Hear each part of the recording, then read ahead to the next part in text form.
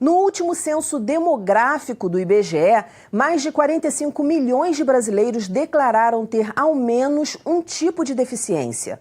Dados do censo escolar mostram que quase 700 mil estudantes com deficiência estavam matriculados em classes regulares em 2014. Por isso, hoje nós vamos discutir acessibilidade. Então fique ligado, está no ar o Educação.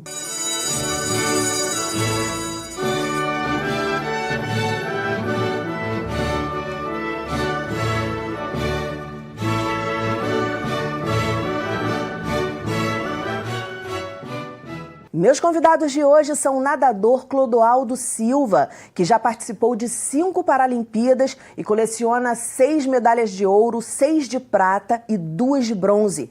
O engenheiro deputado Luiz Paulo e a arquiteta Gabriela Savini Zubelli, que foi responsável pelos projetos de acessibilidade para as Paralimpíadas de 2016. Muito bem-vindos ao programa. Clodoaldo, vou começar te perguntando, você teve uma paralisia cerebral no nascimento, no momento do nascimento. Como é que foi para você ir à escola?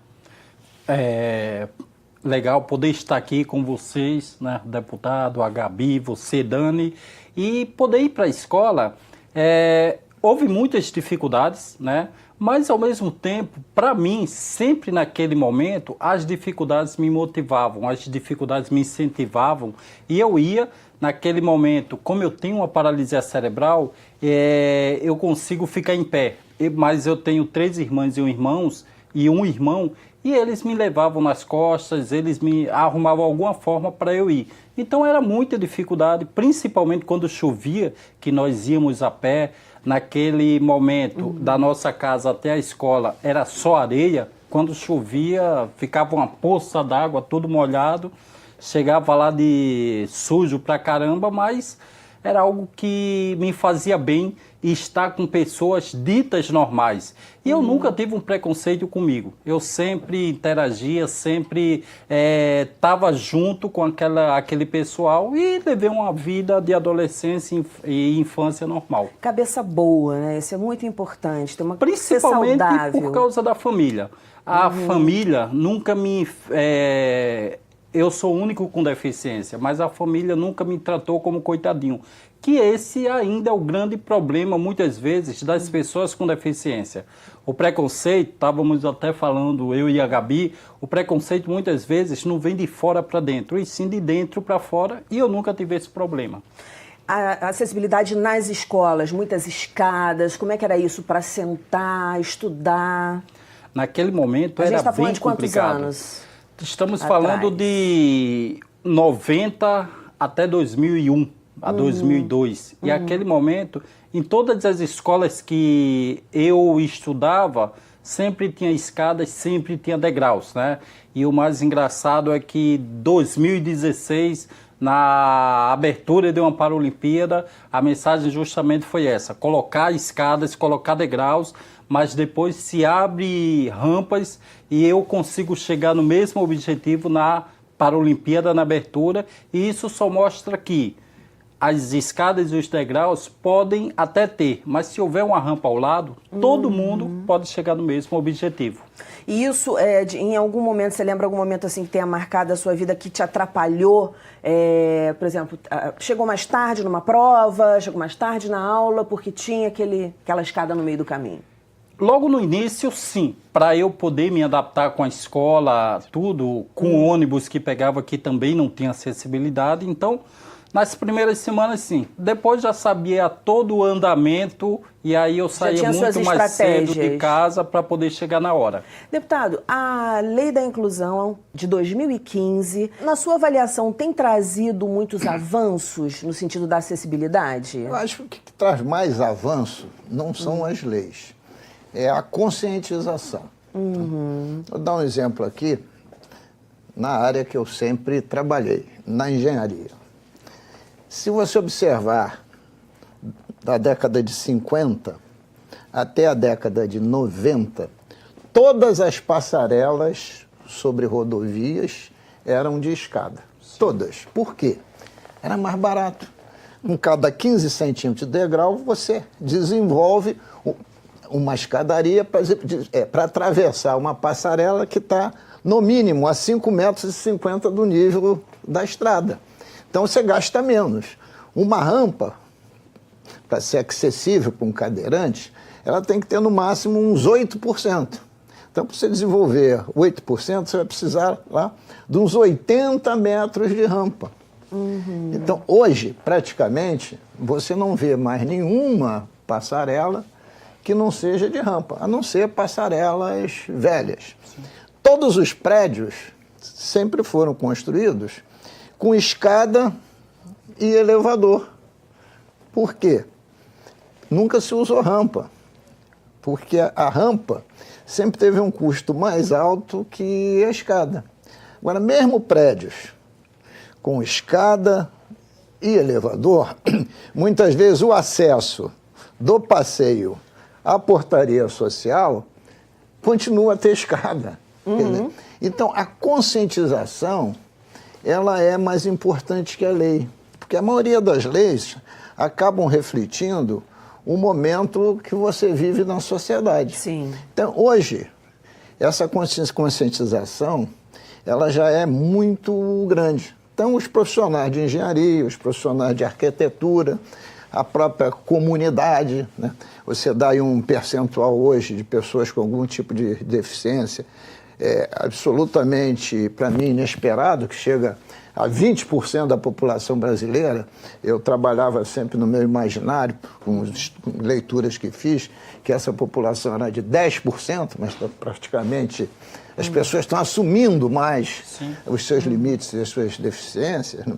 E também com esse processo desses jogos, né, da Paralimpíada, enfim, disso tudo, que as pessoas mostram sua capacidade de superação, também ajuda a divulgar essa necessidade de você ter uma cidade que seja de todos. Sim. Uma cidade que busque exatamente aquilo que a gente chama, que é a palavra que deriva de cidade, que é cidadania.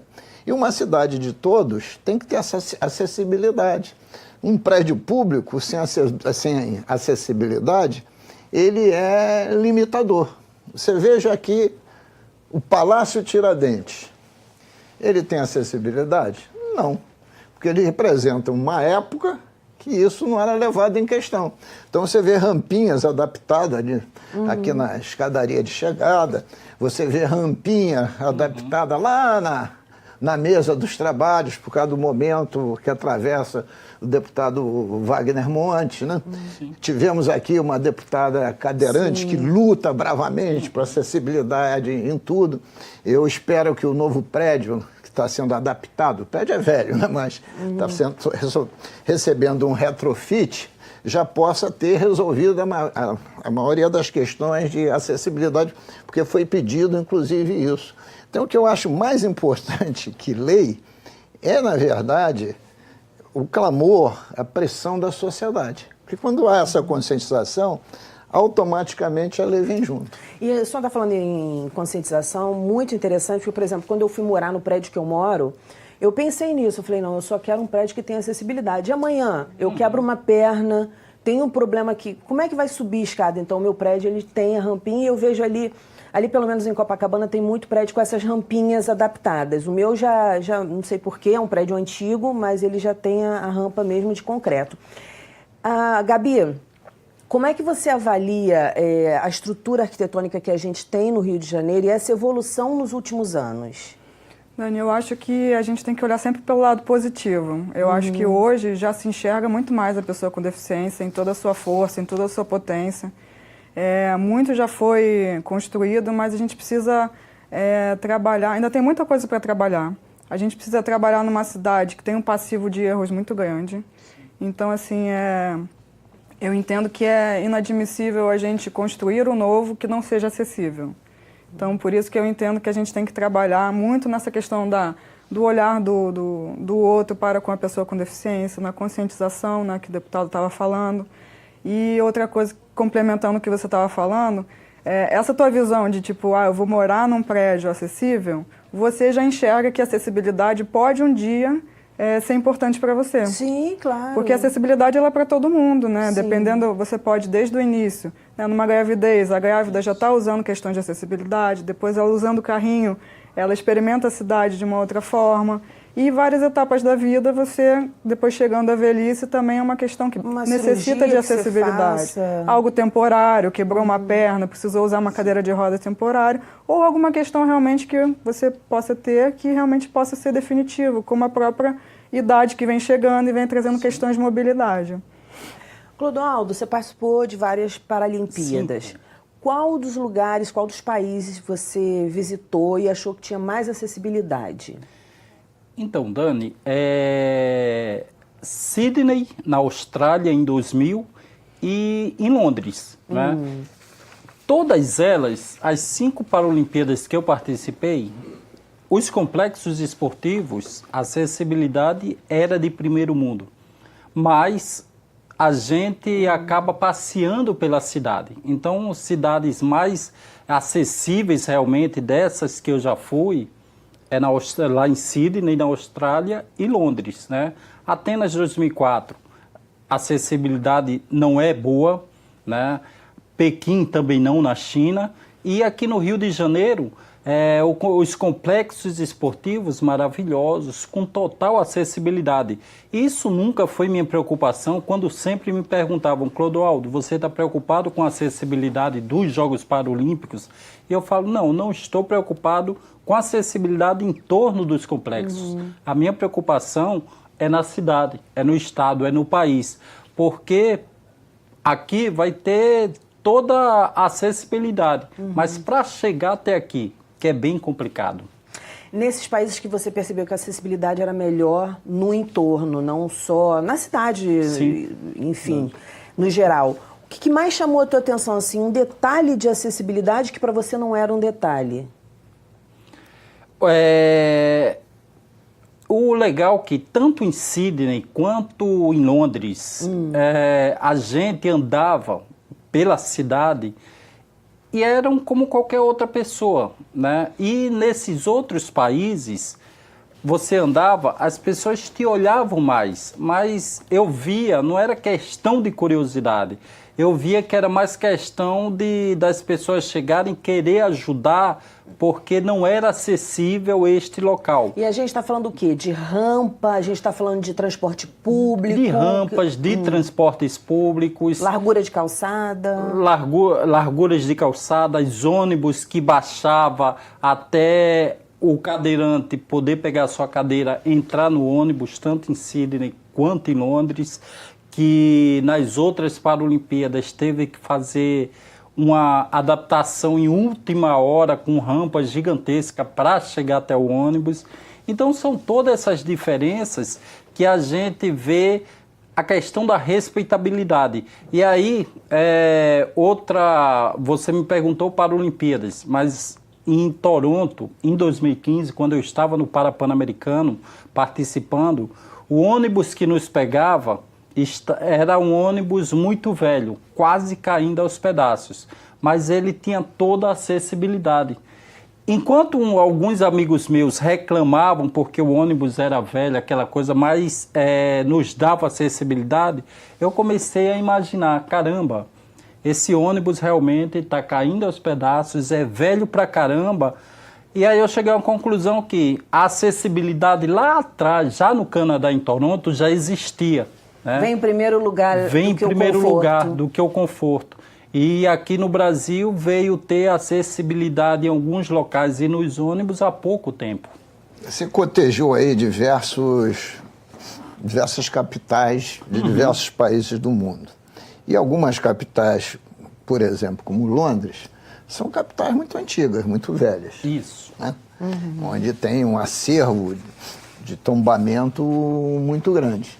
E nem por causa disso, sim, ela deixou de ser readaptada para a questão da acessibilidade. Isso.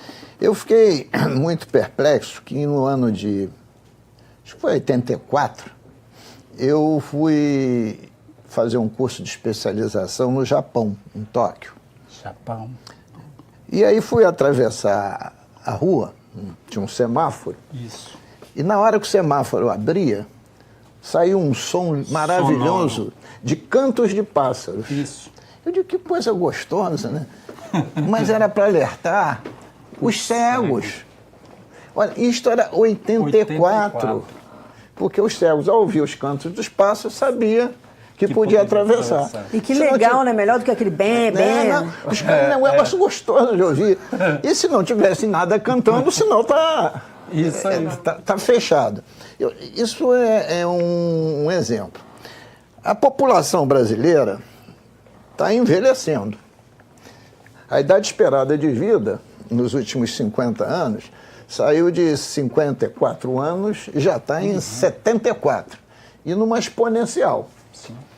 E as nossas cidades, por mais conscientização que tenham, elas são uma tragédia para as pessoas idosas e qualquer outra pessoa com deficiência. Sim. Nos passeios, você está andando num passeio, você tem deficiência, Isso. você parte do pressuposto que não tem obstáculo na tua frente.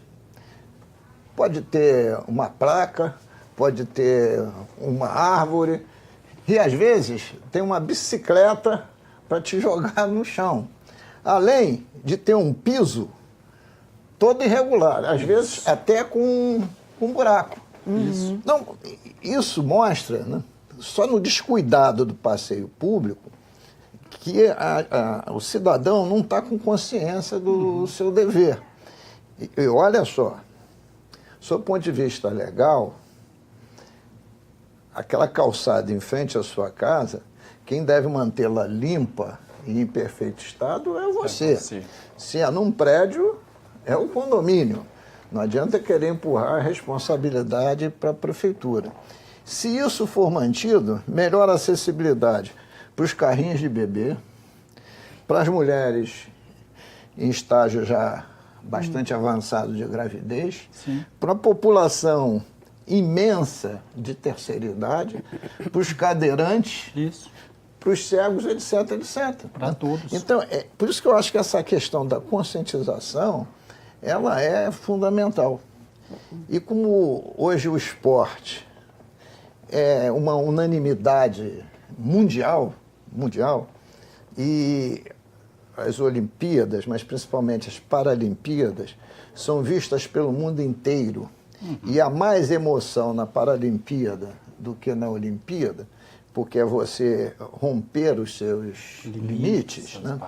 Eu acho que esses momentos, tanto faz assim na Paralimpíada, no PAN, enfim, são momentos que cada vez deve se divulgar mais. E acho também, isso tinha que ser quase uma disciplina, acessibilidade transversal. Sim. Nas cadeiras de construção civil, nas cadeiras de projeto de arquitetura, etc. Agora, etc. deputado, o que a gente pode fazer, por exemplo, Botafogo, é uma coisa que me aflige muito. Tem calçadas em Botafogo muito estreitas para quem anda. Eu sei. Que você é quase atropelado, vai para o meio da rua, ou se vier outra pessoa, ferrou, você tem que passar de lado. O que a gente pode fazer? Via de rua, mas está na altura do Corpo Bombeiro. Não passa dois no mesmo É passeio. muito louco, porque a calçada vem assim, ela faz assim, assim, assim. E complementando essa tua pergunta também, aqui no centro, às vezes eu andando, que eu ando pra caramba aqui no Rio de Janeiro com a cadeira de rodas, você está em cima de andando pela calçada e ela já é estreita. E lá na frente tem um poste que aí você não consegue passar com a cadeira de rodas. E aqui, aí você tem que descer, que a calçada é alta pra caramba. Agora e aí no vai... meio-fio de 15, Isso. tem que descer para depois subir. Isso E aí. são coisas que a driblar gente o fica poste. imaginando, assim, como é que se resolve isso? Porque a Como é que cidade se foi resolve? É o construída... seguinte, nós construímos a nossa cidade durante décadas, principalmente nesse período de 50 a 2000, que a ótica da cidade era o carro. O carro tem que prioridade. E produz mais carro, e produz mais carro. Quando você entra nessa, você vai aumentando o tamanho da via. As casas já estão lá. E você começa a espremer o quê? Calçada. Os passeios. Quando a ótica das cidades é ter passeios generosos e que se esprema os carros. Porque carro não é a solução de transporte. Então, é uma inversão total de ótica do que seja uma cidade humana, né? Então, essa competência, essa sim, é também das prefeituras. Por quê? A regra, se você pegar qualquer vovó viúva de arquitetura, de engenharia, fizer uma seção transversal numa via, vai lá passar a largura da via e vai ter de cada lado um passeio de, no mínimo, 3 metros. Tá? No mínimo 3 metros. Tem determinada região que tem 80 centímetros. Por quê? A via tomou do passeio. Se você quiser ter os 3 metros, você tem que desapropriar a fachada da casa. Sim, né? sim. Então, é uma concepção de urbanismo da cidade que tem que ser alterada e acabar com a prioridade do carro, porque o carro acaba esmagando todo mundo. Gabriela, sob esse aspecto, você não teve muita dificuldade, por exemplo, ali no parque, na Barra, porque as calçadas na Barra já são mais largas. Quais foram as dificuldades que você encontrou ali para fazer adaptação para as Paralimpíadas? Como o Clodoaldo falou, né, o Parque Olímpico ele é completamente acessível. Então, ele foi entregue com todas as adaptações e adequações necessárias. E o importante ressaltar é que é mais barato e mais eficaz você construir um projeto acessível desde o início, e isso vale para qualquer tipo de construção, do que depois você ter que adaptar ou adequar, que é muito mais difícil, tanto de achar soluções como de custo. Então, assim, um dos problemas relatados nos Jogos Olímpicos foi justamente essa questão de mobilidade. Uma das questões implementadas para solucionar a parte de transporte foi a expansão do BRT, e a implementação de um sistema de ônibus rápido sobre o trilho, que foi o BRT, que também são 2 projetos que já nascem acessíveis. Mas eles são implantados numa cidade que tem muitos problemas de acessibilidade. Então, às vezes, você tem uma estação ali com acessibilidade de acesso da porta da estação até o modal de transporte, mas da porta da estação para fora você não consegue implementar. Então, é importante ressaltar que os projetos deveriam ser feitos olhando o entorno e fazendo as adaptações de entorno. É claro que tem muita coisa para ser refeita. A gente tem, como em qualquer construção, a gente tem hoje muitos problemas de compatibilização, que eu acho que é o que gera o maior problema das calçadas. Então, assim, cada edificação faz o seu próprio projeto da calçada e ele só pega um determinado espaço do lote. Aí o do lado faz outro projeto de calçada e pega aquele determinado gabarito espaço... que vocês chamam, né? Gabarito? Não, quando vai mais para frente? Seria a continuidade, né? Quando você divide cada prédio fazendo o seu próprio projeto da calçada, é muito difícil de você ter uma continuidade longitudinal. E isso deveria ser uma coisa trabalhada entre as edificações. E outra questão é compatibilizar os projetos. Então, por exemplo, você tem que compatibilizar onde os postes vão entrar, onde as rampas vão entrar, onde os rebaixos de calçada para o carro poder entrar na garagem vai entrar. Então, tem toda uma questão de compatibilização que hoje isso não existe, de uma forma geral, né? Entendi. Dani, deputado e Gabi, eu viajo o Brasil inteiro realizando palestras, né? E o que deu para perceber depois de 2014, quando houve a Copa do Mundo, é que foram 12 cidades sedes para a Copa do Mundo. E nessas 12 cidades se prometeu muito a questão da mobilidade urbana. E essa questão, muitos estádios ficaram prontos em cima da hora e muitas coisas não houve continuidade. Então, muitas coisas eles tiveram que quebrar antes para fazer o estádio em torno, dizendo que ia ter uma bela mobilidade urbana. Só que depois não terminaram. Acabou a Copa, não terminaram. Então, o que tinha acessibilidade, que eles quebraram para fazer uma nova mobilidade urbana com algo bem mais estruturado, acabou a Copa e não se fez. Então, o que tinha acessibilidade hoje não tem. É isso que está acontecendo em algumas sedes aí pelo Brasil afora. E só para encerrar, a gente está falando de Brasil afora. Qual o estado que você achou que tem mais acessibilidade e o que tem menos? Uberlândia é uma cidade que tem uma acessibilidade muito boa, né? E até a geografia, ela é favorável porque é uma cidade bem plana, né? E eu não posso dizer a pior, mas eu acredito que como eu estou muito no Rio de Janeiro e até a geografia não facilita porque são morros, até mesmo Belo Horizonte e Minas Gerais, que também são morros, são umas das cidades que não tem uma acessibilidade que não é tão boa. Eu tô no final do programa, a gente tem que encerrar, mas fica esse trabalho de casa também para a sociedade. O deputado falou aí do alargamento das calçadas. Claro, muitos motoristas de carro não vão gostar, obviamente. Então, assim, é uma discussão que a gente tem que trazer para a educação, tem que falar mais sobre isso e falar mais na sociedade sobre isso. Muitíssimo obrigada pela participação, voltem sempre. O nosso programa fica por aqui. Na segunda-feira que vem tem muito mais às 9h da noite. Educação, se você não se envolver, não rola. Dias felizes, paz do eu e até lá.